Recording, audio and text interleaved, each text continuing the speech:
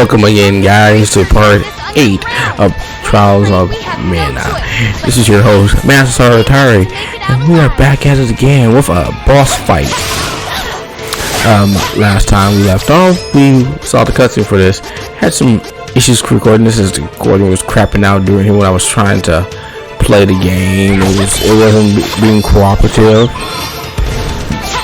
So, and it also kind of cut at the end, so I had to do some really figurative editing, cutting to make this work. It was very interesting. So, not really, it's just running forward. Anyways, we have Jewel Eater. He is supposedly a mole who looks like an anteater, but more importantly, very straightforward, easy to dodge all of his attacks. The big one is that rock toss, which you should watch out for, but everything else is pretty easy to dodge. You usually have to make sure your second partner isn't the one getting hit. Since I had Charlotte set to exclusively protect, this wasn't really that bad, as Charlotte was kind of sitting off to the side and relaxing, while I had to just make sure Angela just didn't get hit. Later on, I realized, I was like, why is Angela not doing any spells? And I realized I didn't give her walnuts. It's actually a good thing, since I was able to be conservative for how many walnuts I use. Yeah, I also like the line, oh, the mom's really angry. Yeah, also that attack's not as bad as you think it is. It's just wait for the rocks to fall. It's pretty obvious. But also that clash rate is just so good. Jesus Christ, it's so good. Once again, for this type of fight, make sure you're hitting the flank, make sure you're working the back, hitting the booty, the furry booties in your face, and the camera can be oof sometimes, so you're going to see his butt a lot, so it's just kind of like, oh my god, come on, man. It can be like that sometimes, but it's fine. This game's fun as it is, so I don't really complain too much about it. But this play is just really, really smooth, really fluent. Not really a difficult fight, I would say. And this is where I try to use one of the darts to see if we could actually do any big damage. It didn't much, but hey, I got a critical hit out of it at least. I think moving forward, I'm going to make an effort to try and use different characters, just so you guys can see how they work and operate, and it's not me using Reese the whole entire time. But also, I have Cheryl set on focus attack or balance attack. I may have her do focus attack more. Just think that could be a little bit better, but also see here we're going to stun them. Once again, as you know, with bosses in this game, once you reach a certain threshold in their health, you stun them, and it's always big. I think it's not really a health, but more so like a hidden value, where a certain amount of hits they're stunned, as I think you can continuously stun them, but it depends on how many hits have you landed. But that's just a theory on my part. I'm not really sure about that, but it's still pretty cool to just to have something like that. Like how he's angry, but like he just doesn't. It is weird that he does kind of have like a little bit of a hitbox from behind on that move, which is weird, but not the most jankiest thing I've ever seen in the game.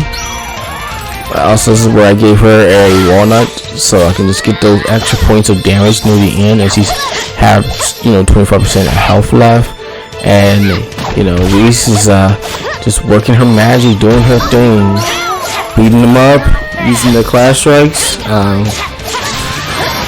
Also, if you're wondering why I haven't used my training points, I'll be using most offline, but more importantly, I will also be making an effort to just, how do I put it, to just do that offline, but it's also, I try to save my training points. I'm going to try to be mindful of what I record on screen and off camera, to really be making sure that we're getting the best of the viewing experience. Also, we should be done with this fight very soon. Once again, not a tough boss fight. Well, yes, this is on hard mode. I feel like I'm getting pretty accustomed to the game so far. I really haven't had much trouble outside of one fight, which you won't see for a bit, but Also, fight's over. Well then, I'm gonna shut up for a second and let you guys enjoy an awesome cutscene.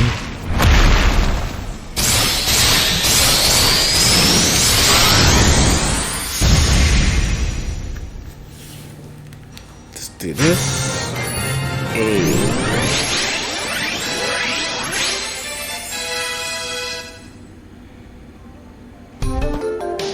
Everyone doing all right? Woo!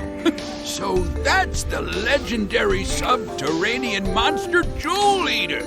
Well, I'll be. Oh, the tunnel entrance you know as Stone Split Gap, we call Gem Valley. They say that Jewel Eater only surfaces in the valley once every 1,000 years. Oh, you all are lucky. The first gnome goes missing, and now Jewel Eater appears. What in tarnation is going on? Well, my ears done started burning. No! It's Forrest Gump. You're all right. Well, of course I'm all right. See? There I was, just taking a nap, minding my own business, when Jewel Eater done come out of nowhere and dug a burrow straight through my bed. If I hadn't woken up, I'd have been that monster's lunch. Ooh, that ain't nothing to laugh about. Gnome? We need your help. Oh, if it ain't Barry! Been too long, sister! With the power of the elementals, we can open the portal to the Sanctuary of Mana. Please? Well, I ain't one to turn down a request from an upstanding lady like yourself. Leave it to me, miss.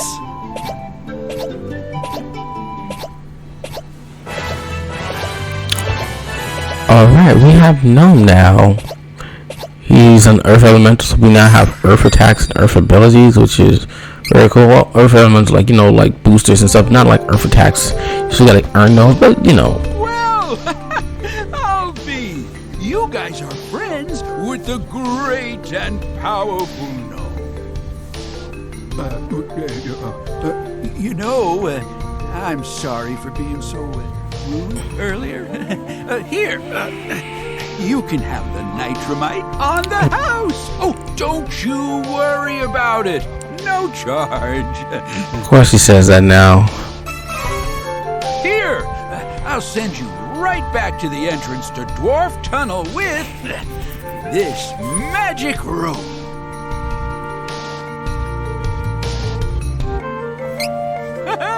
You all take care now. Oh, give my regards to Gnome. Sure, I guess. Alright, well, you know, while you can go back in there and gain more levels and grind for more experience, it's easy to just dip out, you know, when the going's good. I think that's just a smarter thing to do, honestly. I cut out that load screen there, so why not? Whatever. Doesn't really matter. But, yeah. That's when the recording kind of died at that point after I killed the boss, so I had to do it again and then fight that boss again, and then I recorded right when that cutscene plays so you can get all of it, putting out the most quality product as I can with my current setup until things change a little bit.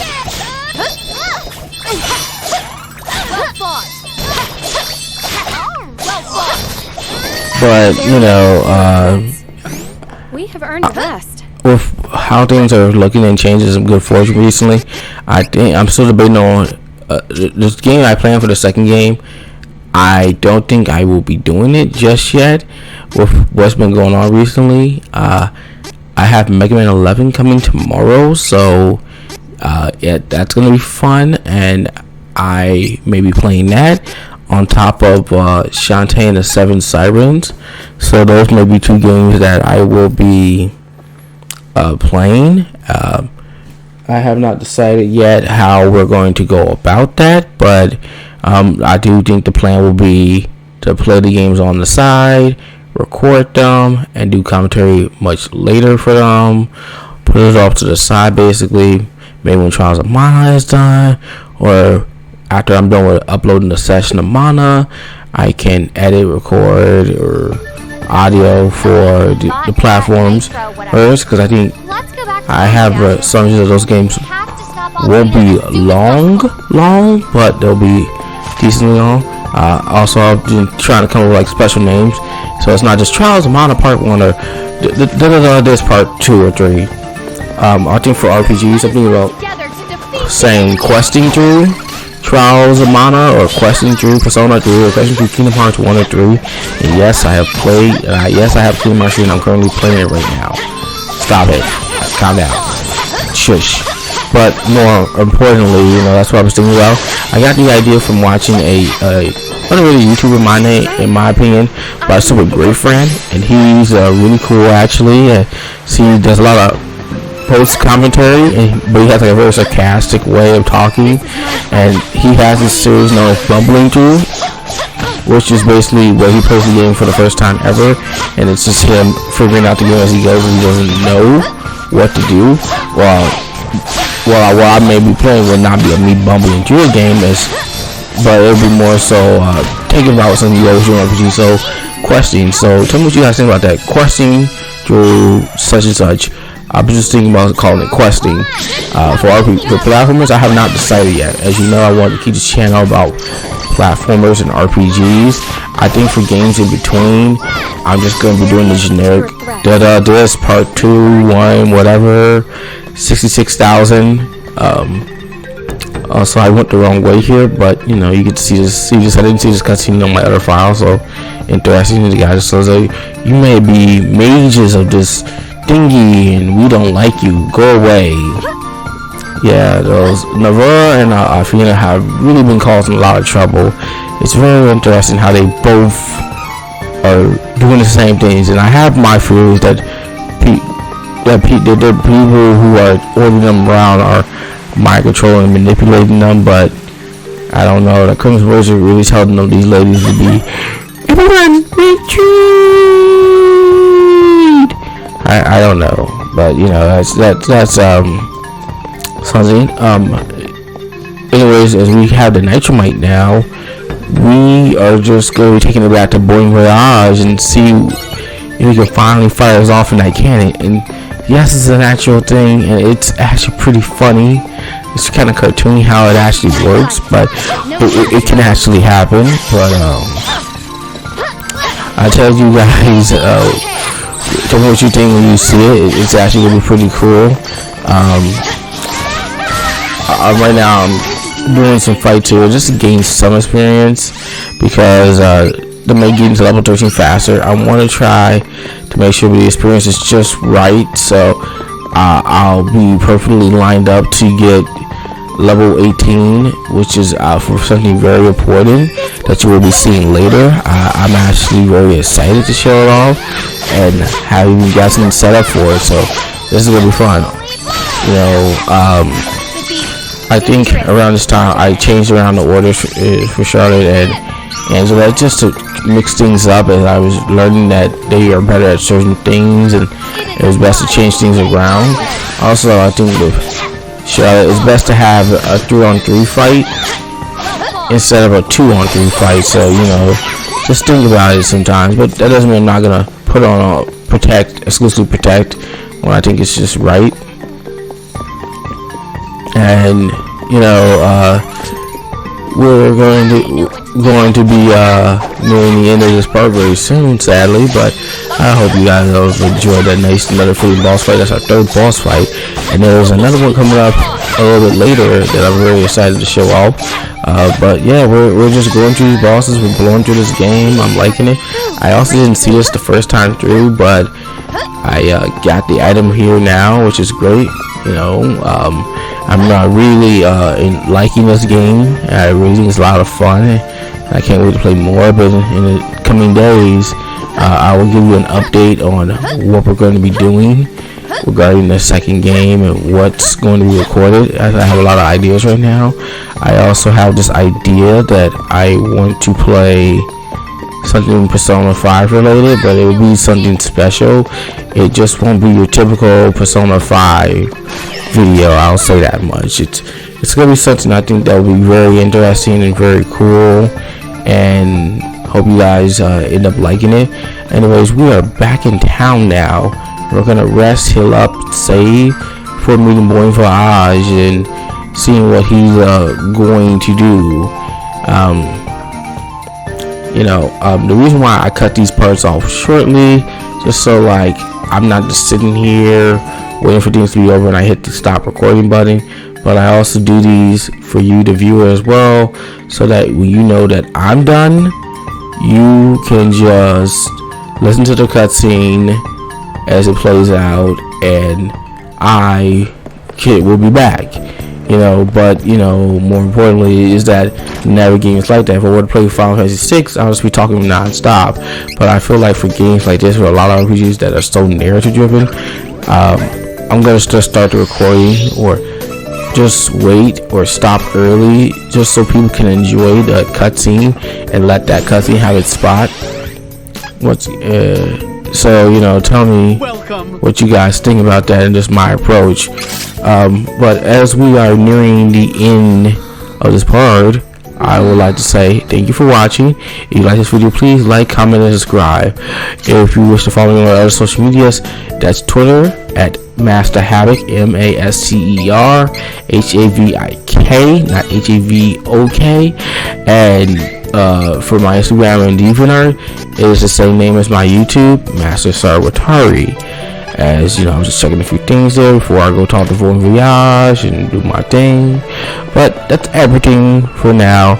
I hope to see you later, and I'll see you in the next part. Please enjoy this very humorous cutscene. Have a good day, good night, evening, and morning.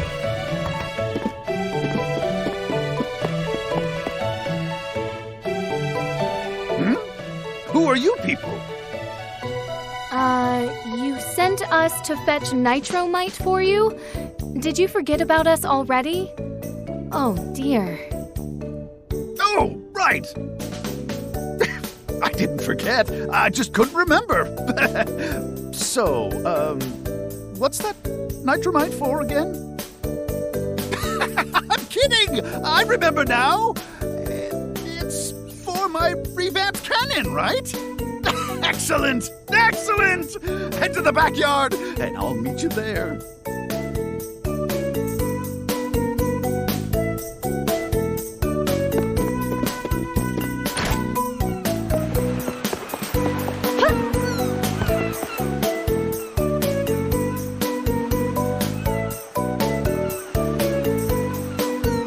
Isn't she a beauty? This is the revolutionary, ultra-fabulous turbo cannon number 2! Wind shear? Check. Targeting? Check.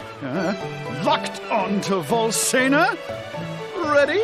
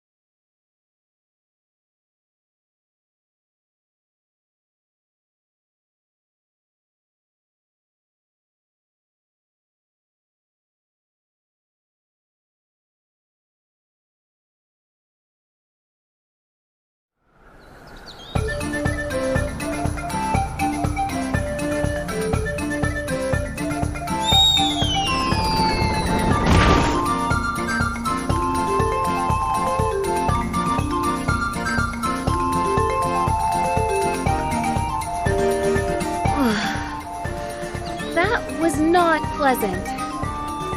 Oh my. Where are we? This cannot be Volsena. Look at all these holes. Where are we?